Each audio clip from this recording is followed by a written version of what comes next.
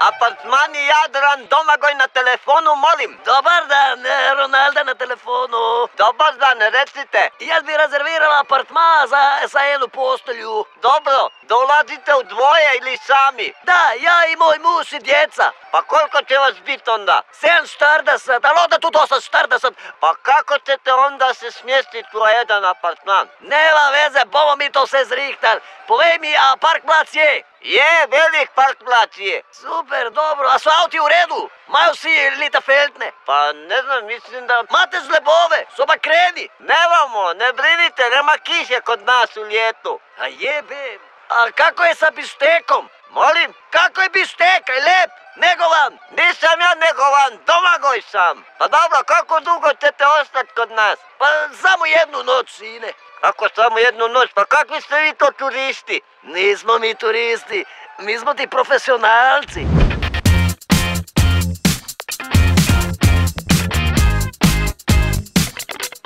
A ja, čakaš da rečem? A ja, veš kaj sem ti hotel povedati?